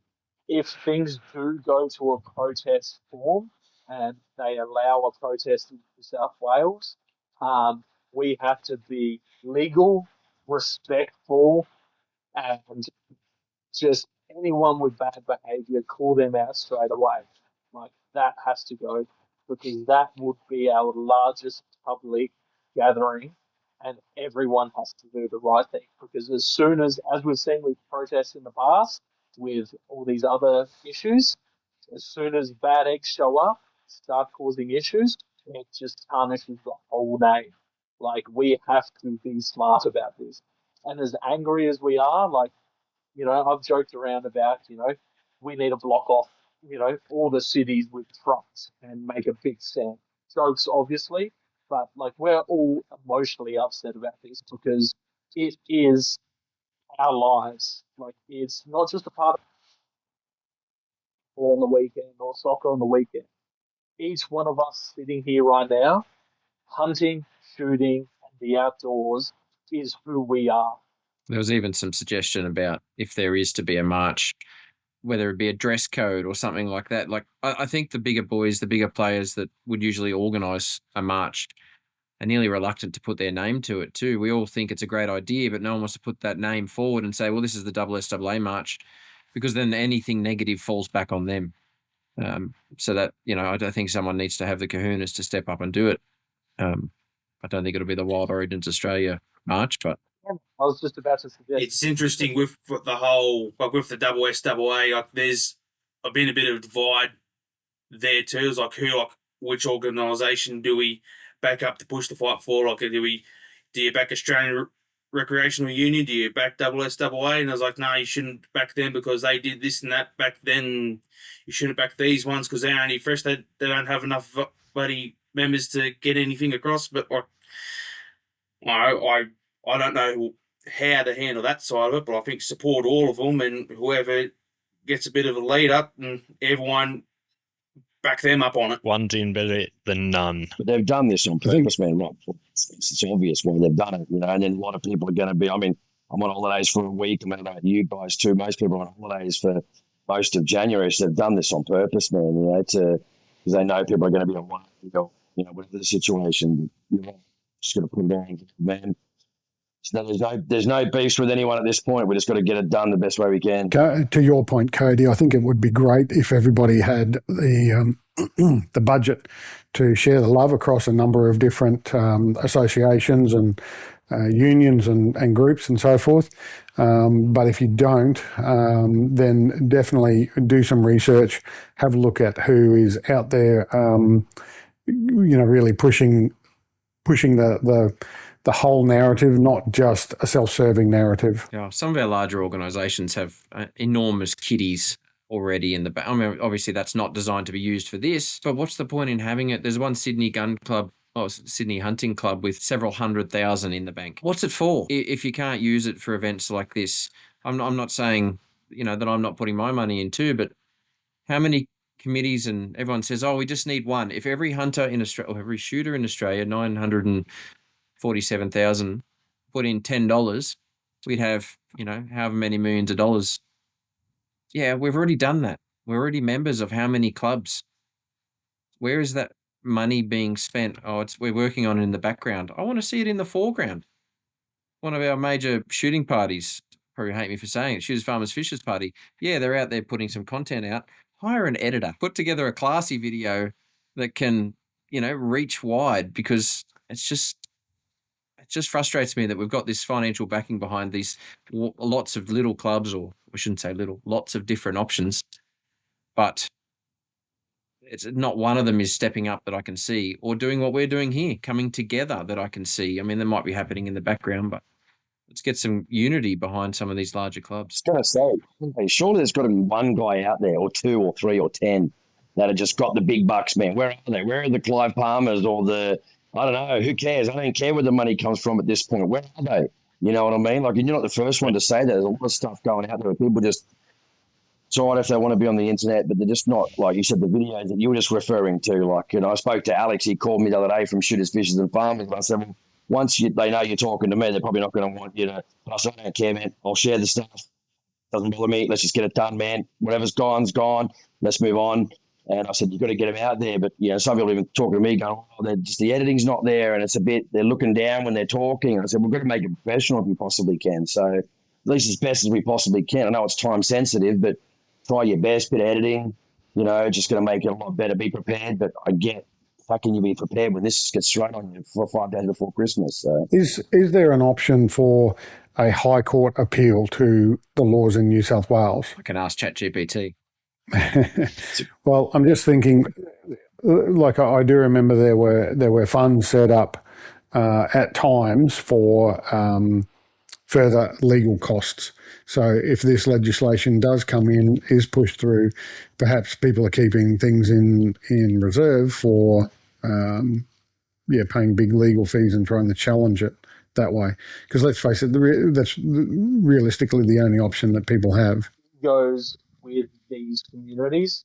Everyone wants to be the name behind it, but no one wants to be the face. There's a lot of stuff going out behind closed doors, and we've seen that with bow hunting here in South Australia. Everything happened behind closed doors, and there was no real face apart from Wild Origins. They put out a lot of face stuff, but everything behind from the actual org themselves, they kept everything tight knit and not discussed because they didn't want to give their hand away, which I personally think that's not a great thing. I think we need to put stuff out publicly. Our organisations need to put stuff out publicly, show the community what they are doing, be vocal about it, and that way we can get the numbers behind them to be able to fight these laws. Because my personal belief, we should not give a single firearm. Any firearm that's taken away from law-abiding firearm owners is too many. There's something that's been floated around. If firearms are getting taken away because you have too many, the limit's 4 or whatever the limit they're proposing is going to be, find a friend that has 2, give them 2 of your rifles. Find another friend that has only 1, give them another one. Rather than getting these firearms destroyed by these buybacks, give them to other hunters so that the numbers are still out there and we are not giving up a single firearm to be destroyed. Because any firearm that's destroyed in this buyback is too many. To answer your question, Tobias, yes, you can challenge, this is obviously AI, not me, you can challenge legislation changes in the High Court if you believe federal law is unconstitutional or beyond parliamentary powers. The High Court won't veto laws, but can declare them invalid if they breach the Constitution, like implied freedoms or power limits, making them futurely ineffective. So it needs to infringe on implied freedoms, like free political communication, or exceed the Parliament's constitutional powers. I mean, we all agree with this being those options. Be interesting to see. It's got the money to do it, man. That's the problem. You know what I mean? They'll only hear, as far as I said, freedom and constitutional things. So they choose what they hear too. So they can just say they're interested. If it's political, it could be a problem too. Sometimes. Then, it was good. And some people even say, "Listen, I don't want to go down this path." But so if we can have 10 guns and you have to get a membership, well then, who stands to profit by that? You know what I mean? We think we've all got half an idea about what I'm talking about here. So having to go to the range and what I'm talking about, double SWA, let's be honest. So are they going to fight for this, or are they going to be pumping their fists saying, great for us? You know what I mean? We've got now a shit ton more money coming in. Like, it's not about that for me, man. Never has been. So I'm sure the guy sitting here is exactly the same, mate. Don't make money off this, man. So, they're going to do the thing too, mate. For the consequences. I think one of the, let me turn up. I think one of the hard parts, Jason, you were saying before, why haven't we got big money backers? I think the one question they're going to ask is, what's in it for me? They're gunners, man, just doing the right thing, man. Like, we're all here giving up our time because we want to be, not because, we're making $200,000 a year or $1 million a year or even $10,000 a year, you know what I mean? It's just because we love this sport, man, and it's been ripped away from us, man. I just never thought I'd see this in my lifetime, dude. Even with WA stuff, I just thought, they're a bit funny over there. There's probably something in the water over there, I don't know, but I just started thinking, I thought I'd never come here, man, and I'm having these debates with people. People said I go hunting, and 3 months later, I'm sitting here when I'm not sure how many guys from New South Wales here, but I've just never seen anything this bad, man. I've warned about this for years, man, and people disregarded it, and I want to be complacent, man. We definitely will be complacent. I think there are some organisations and wealthy backers out there who just don't want to have their name or business at the forefront of this movement. So, and that's a little bit of insider information. So there is money behind it. There is some political sway that can be applied, but it just needs to be, the pressure needs to be put in the right place. I suppose anything positive, anyone that's going to back it is going to be tagged as a negative because they're trying to promote more guns in the community, aren't they? Or the media is going to portray it as they're trying to keep as many guns as they can in the community, where we're just trying to stick within the laws we've got and look at the actual real issue of the problem, not the guns in the community, but what caused the issue to start with. It's annoying too because like we all know each other through reputation or know each other personally, but like majority of the community, we're not bad people. Like, and it's hard for the media to see that. Like they don't see, like we had recently Boars for a Cause. Like that was a charity driven event where bow hunters went out and shot boars and raised money for and got kids bloody toys for Christmas at the hospital. Like Brett Meldrum's currently running a giveaway for a Chiddle hunt. Yes, that's all hunter driven, but that money's going towards boys from the bush. And, just like if you got rid of the general reason for hunting as a reason for a firearm, like how's that affecting rural communities? Like my hometown of Oberon, we're surrounded by public land hunting, and nearly like during the winter months and during the rut, like if I go through town, there'll be hunters in camo walking up to the servos, but you get ready to go out, or they've just had success and they're going to the pie shop. Like that's, if they can't do that anymore, then there's no income going into my local town, and it's like, and that'll affect elsewhere as well. Cody, the problem there is that the government recognises that we spend our disposable income on this hobby. So if they remove that hobby, we still have this disposable income. So we will then spend that on something else, whether it's motorbikes or fishing or playing the pokies or sitting at the pub and getting drunk all day. Either way, they still get their tax out of us because we are geared to spend that disposable income. And that this has been explained. I think Clark McGee was the one that quoted it once upon in one of his videos. So the government doesn't care that a regional centre will die if there's no hunters going through it. I mean, look at Dargo. That place there would probably shrivel up and die if they removed and stopped deer hunting in Victoria. The government doesn't care about that, because at the end of the day, the tax dollars are still going to come to them just through a different source. Oh, but they won't get my money because I'll leave. Yeah, I'm going to New Zealand. New Zealand. Yeah, New Zealand. Come with me to New Zealand. Unfortunately, the New Zealand lawmakers are looking to follow Australian laws. Whatever comes out of this, there's already talks that they're going to follow. Zach, you're going to make me cry, mate. Right, we can all go to Texas. Texas. We bring Texas to Australia. Maybe live. Steady liberty over there. We have to leave. I mean, it's crazy, isn't it? Like, people ringing me saying, "Oh, mate, they're looking at Florida real estate already," and I'm like, "Why do we have to leave our friends, family, loved ones because of what's happening with these bastards?" You know what I mean? Like, it makes me sick. I swear to God. Yeah, that's right. Yeah, but look at this, man. They're just ruthless. These people, like, just ruthless, cold-hearted. Don't care about us, and we just need a miracle, man. Come by Monday or Tuesday, man. Hopefully, listen. He can have his belt fed. And he can have his maybe Australian citizenship, even though, and it was rightly one of the fellas mentioned, there's a couple of Kiwi guys that will be freaking out. They're going to lose their licenses. So, and I totally agree, man. That sucks. But, they're not going to accept nothing. They're not going to accept nothing. We know that. So I think Dodge said it at the start. Hopefully we just try and water it down to some degree. What we're going to be successful in watering down, if anything, at this stage, if they just ram it through, the whole thing could go through, man. That's how bad things could get. If the government is anything like in their negotiation, it's a typical tactic where you aim high, you come in low, high, and then you settle somewhere in the middle. So this may be shock and awe tactics where they say we're going to aim for 4, and then through argument or debate or whatever, they'll settle on 6 or 8 or whatever.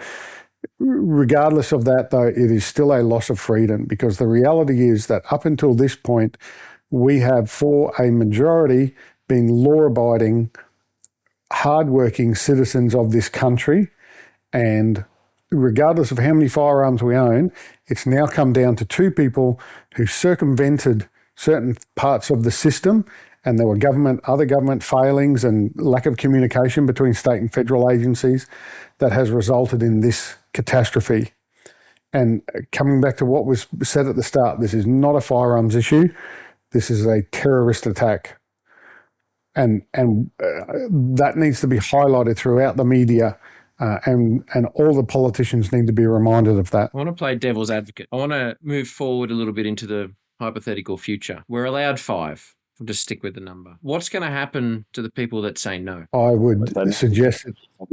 Oh man, so they'll be doing the rounds, man. So That's exactly right. Pre-96, we didn't have registration of individual firearms, so they had no idea how many guns were out there, who owned how many, blah blah blah. Now, since compulsory registration, they know who has this number. They know exactly where they are.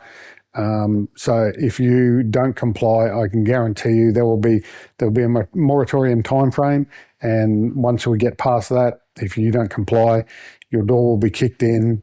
Your weapons license will be revoked. There'll be probably charges laid. It'll like a terrorist.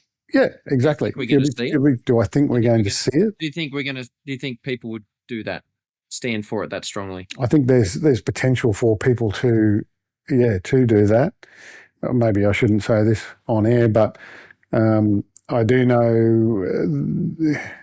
The sale of 4-inch PVC pipe post 96 went up exponentially. Just saying. People are saying it, but I wouldn't say that publicly, obviously. But a lot of people say people say that too. But then when it comes down to it, man, they generally don't do it, man. You know what I mean? I wouldn't do it either, man.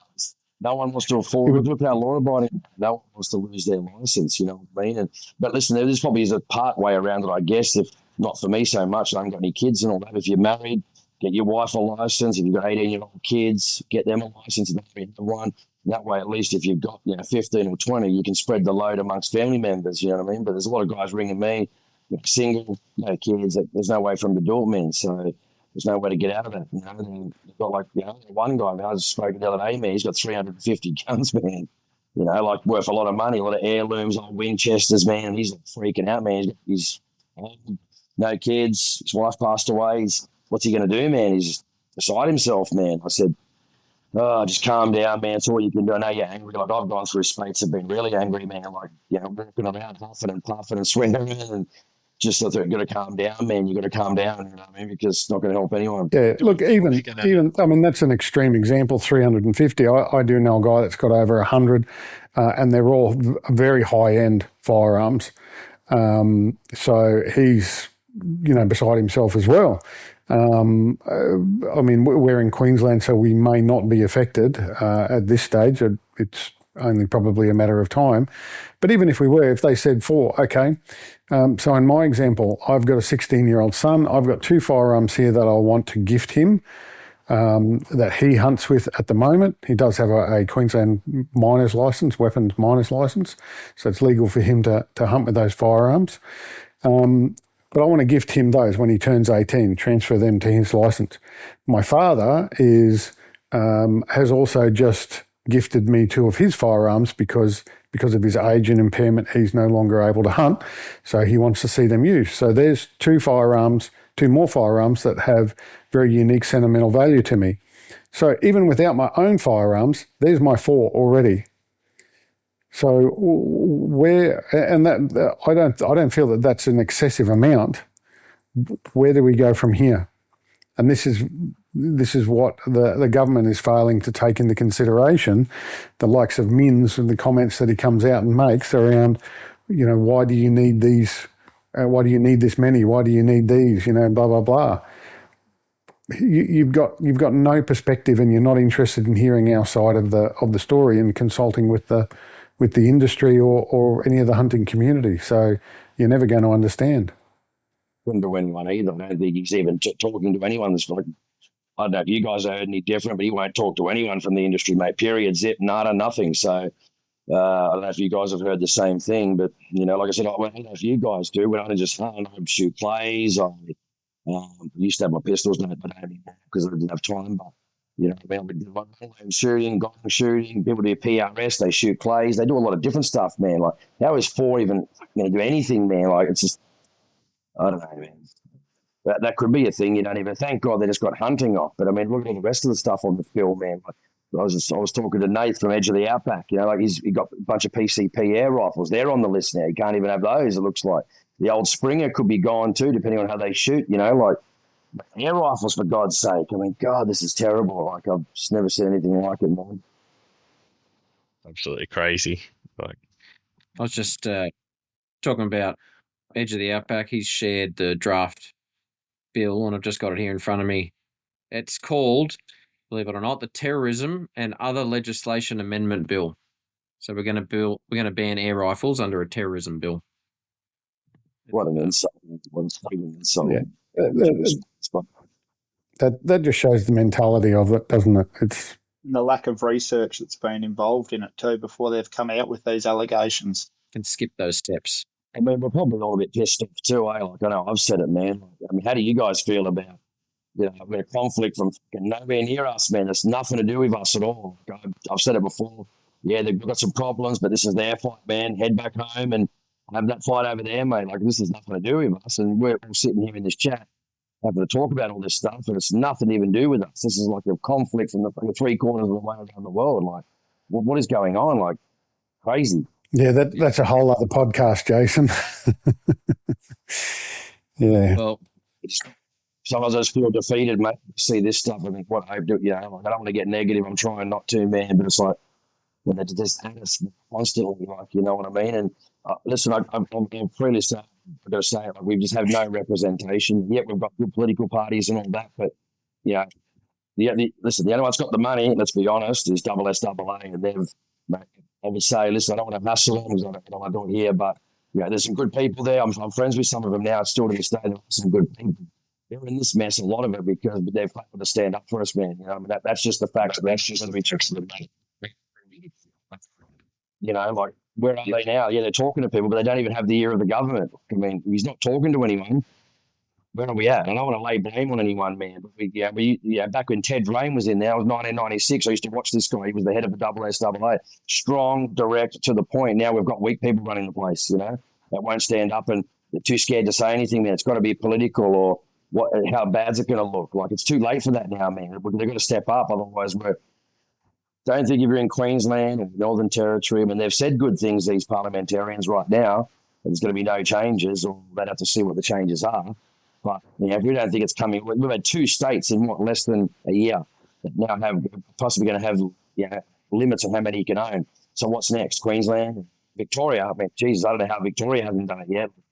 It's crazy down there with Jacinda Allen. So then you saw the bow hunting ban, as Zach said, in South Australia. But there's not much left, is there? And then Tasmania, there's not much left, man. So we've got 2 in a year.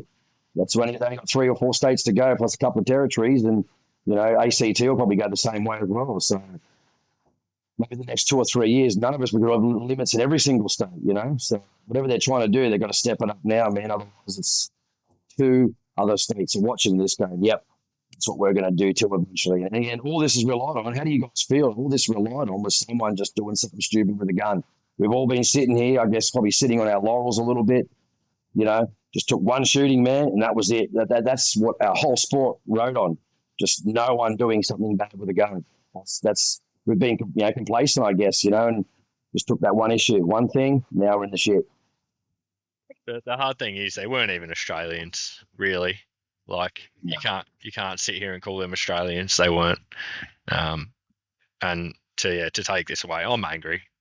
I'm angry. I'm really, really angry. But you just got to calm heads prevail. But yeah, I don't know how you all else feel, but yeah, I'm sad. I'm saddened and I'm angry. Yeah, it's emotional. People got a call. That's what they listen to. Like, I got on the phone with so many people on Wednesday, Thursday, Friday. Just said, if 30 seconds, guys, tell them, make sure it's going to be two or three paragraphs. They're not going to read something that's long. Just 2 or 3 paragraphs. I don't support this. This is going to affect my business. It's going to affect my livelihood. Whatever they need to say at this point, just to get it over the line. And so they're going to read it. Not some people are reading 2 or 3 pages. I said, no, they're not going to read that, guys. 1 to 2 to 3 paragraphs at best. Short paragraphs. I don't support this. That's it. Move on. I don't support this, and I will not be voting for you next year. Next time it comes around. They need to know the consequences.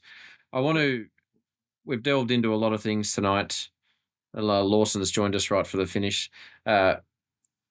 We've covered off a lot of things. It's a lot of typical of Lawson, mate. He shows up when the work's over. Oh, blisters. Yeah, it's been here for a while, to be fair. Hey, Luke's there. Was it the first? Hey, you can hear me? Holy crap! As we speak, but he doesn't have any block on him, so it's all right. Well, Luke's microphone's finally working too at the end of the thing. But I wanted to. I mean, it's nearly 2 hours worth of recording, and we could keep going. I wanted to ask for some final comments from people, but before they do that, I just want to talk about some of the positive things. We've spoken about a lot of the negatives and a lot of things that are probably to come, but just some of the positives for me personally that have come from this. And one of them is this tonight, this unity from all over the nation, from all over the different parts and factions of our community. I'm reluctant to call it a sport because for me it's a lifestyle. It forms who I am. It forms my friends, who I hang out with, where we go as a family, where we choose to buy houses. Is there deer there? It forms my lifestyle. So, it's direct. It's emotional for me. It is something I can't avoid. And I take it to heart personally when I see someone on TV saying we're going to do this, this, and this to firearms owners. And one of the positives majorly for me is this unity that has come from it. There needs to be more of it, but let's just start this conversation, keep this communication open. Jason said, talk to your mates, talk to your pollies, and as a call to action, guys, sign the petitions. Someone said, well, what about this petition? Like, what's actually going to happen? Well, this is the most signatures in a short amount of time a legislative poll has ever seen. This is showing, mass movement, and that's something we didn't have in 96. And I'm hoping it has some way of moving the scale of things right now. So I just want to call for some final comments. I don't know if you can go around the screen. First comments for you, Luke. May as well start with you so that you started and ending at the same time. Cheers. Sorry for all the technical issues at my end, fellas. I suppose I'd like to comment from a personal and in a sense, a professional perspective. A lot of times in the last week, I've seen the comment posted on social media that cars kill lots of people and we don't ban cars. Now, not necessarily, well, not today, but just literally yesterday, I was cutting a 17-year-old out of a car that was crumpled beyond recognition. And that is my day-to-day bread and butter. That is my profession. So I know firsthand the horrific toll and the ripple effect that has on people and the wider Australian community. And to read those comments and to know how horrifically true they are, and then have that same argument just thrown out the window when it comes to how safe the sport of the use of firearms is in our country, and as a pastime, as a lifestyle, as an occupation, it's disgusting, and it infuriates me no end. And now I'm a latecomer to being a firearms owner. Zach knows a bit of my background, where I broke my leg 5 or 6 years ago. Didn't know how much bow hunting I'd be able to do, and how many hills I'd be able to walk. So I thought I might, look into tools that help me reach out a bit further. So I am a latecomer to the firearms scene, but that doesn't change my passion for what it is that it represents and the connection and the cultural heritage that this government wants to, and the governments want to strip away.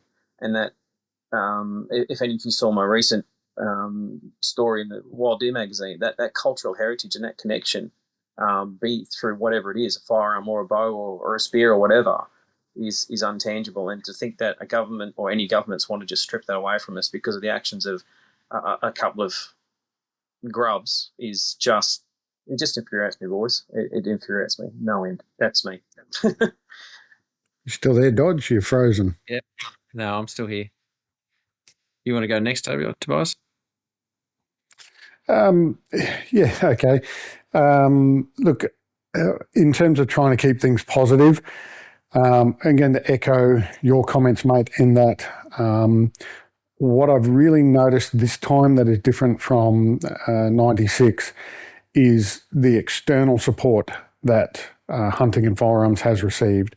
So there's a lot of commentators out there on their social media, guys and women who have said, I got no dog in the fight because I don't own guns, don't hunt, don't shoot. But the Australian government is so far off track here that it's not funny. So I think a lot of people and a lot of the media are recognising that the government is making this out. They're picking the low-hanging fruit here, and we're the ones that are going to suffer. So in terms of trying to keep it positive, I think that's been really great to see that we are not perceived as the enemy, as these evil people. That hunting is a legitimate pastime, recreation, what it does for us, what it does for our mental health, the food on the table, all of that sort of thing. And that's been really encouraging. So whilst I'm sure we're all going to suffer a loss in some form of further legislation, I do believe that a majority of the community outside of a firearms ownership is with us. Awesome. Yeah, very, very similar to the rest. I do like seeing what we're seeing online with the positivity, especially something like Zach posted a few hours before coming on. This is caused by two people that were just, I'm not going to go down that line, but two people that were unfit. This was just missed, and a lot of other stuff that went wrong and has gone wrong. So stay positive, breathe. I know I went into a bit of a state of what's going to happen. I've got a livelihood with this stuff to do with firearms, and I really had a couple of tough days there where I was stressed and so on and so forth. Breathed, I thought about it, going through the process, yes. So all we do is fight now. Send letters, tell your mates. I've told my partner, and she's new to guns, and she's like, I'll get my gun license. I understand what we're doing here. Well, I'll go get it. So, just fight. Tell your mates, fight. Send letters, call. And like Jay said, short, sweet, keep it to the point. And I'm not going to vote for you next time because you haven't done your job. So, that's my final comments. And thanks, Cody, for sorting this out, and Dodge for hosting it. I'm going to keep it short and sweet, but peace, love, and unity. We all need to stick together. We all need to love each other. And if we don't stick together, we're going to lose this amazing lifestyle. Yeah, I think it's different this time. I think we'll keep it short too, as I can. I think the people on our side, as Tobias said, I think it's not like 96. I was looking at a bunch of politicians today, like Michaela Cash just going berserk, man, against Albanese, like just saying these things. The governments are coming out from other states in support. Listen, I wouldn't say support, but I'd say, they do things different there. We're doing different things here. So it's good to see. It's not like 96 where it was bipartisan. The general public see what's going on. Get your friends too. Anyone on social media, like I'm not going to say who, but there's several high-profile people I've just not seen anything from in regards to this. Like this is just begs belief how people in different, even they're in different states, can be in different states, how they've not a single post on this stuff, man. It's just like, get them in if you can. Talk to them if you're seeing anything from pages that aren't sharing. Just say, mate, come on, man. We've got to go together. Otherwise, it's going to be bad for us. So, you know what I mean? Keep it nice and friendly, and let's see how we go. The magical moustache, Max. Thanks for having me on, guys. It's been wonderful. Obviously, as everyone said, it's for everyone, but feeling the unity of everyone here and all the love going around here is absolutely awesome. And just want to send that out to everyone else who's out there. Call your mates, check in on people. It's going to be a tough start to a new year, but we can only go forward. So let's just keep moving, keep writing letters, keep doing what we've got to do. Thanks, Max. What about you, Drew? I think you've all actually covered. I'm not sure if Cam's still on. He said he had to jump ship.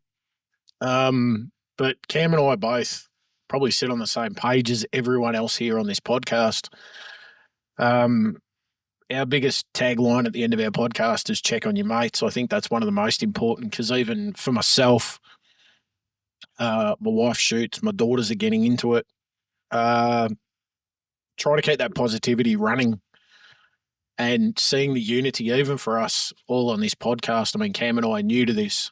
but the unity between us and trying to roll that down the line is something that I think we need to do. And even if this doesn't come off in a negative manner, I think we need to try and continue this within the industry. Across the board between, I know there's big gaps between pistol shooters and rifle shooters or members of different clubs and disciplines and things like that. But if we can all unite and stay as a top united front and keep our voices and keep our reputation intact across the board, then I think we'd become less targeted as such. I am still here, and I'm just going to say thank you to everybody that's jumped on and had a conversation. It's been a really good conversation, the bits that I've been able to hear, because I've been dropping in and out. But look, I'm encouraging any of my mates to start sending emails to politicians and voice your concerns. So that's all we can really do, unfortunately. That's my feel anyway. And like Drew did say, we use it as, it's not really a catchphrase. It's a genuine thing when we say to check on your mates, and it is a major thing that we need to all do. So thank you, everybody, for the opportunity too. Absolutely. Thanks heaps, guys. Well, this opportunity was brought to you by the Cody Gearin factory. So, Cody, do you want to close us out? Well, first of all, I want to thank all of you for coming on and being part of this. When I put the idea out there, I thought it was going to be a long shot and no one would be too keen on it because, some egos tend to take over, but you've proven me wrong in showing that ego is not part of this debate. New people were worried about coming on, whether they'd be able to make it, but like those of you who have, well, thank you. And Jason, I know you've copped a fair bit of flack and been bombarded by everyone, but that you found the time to make it on here. Thank you. Luke, I know you got in last minute, but thank you for making it in the end and being part of it. We did have the Hunters Campfire boys, Ian, Mark and Jono, part of it too, but unfortunately conflicting schedules made it that they were unable to be part of this, but I'll thank them anyway for being part of it and being part of the discussions to get this up and going. And huge thank you to Dodge and Wild Origins Australia for hosting and doing all of the logistics side of it. And to those of you listening now, thank you for, whichever podcast feed that you've found this on, because it's getting shared across everyone's. Thank you for listening to this far in, and if you can, share it around and, do what everyone here has asked you to do and email your MPs and do whatever you need to do. And, and unfortunately it's the meant to be the holiday season now, and we're a bit of a negativity, so I'll just wish you all a Merry Christmas, and it's the 21st now, so it's gravy day, so I'll wish you a happy gravy day as well.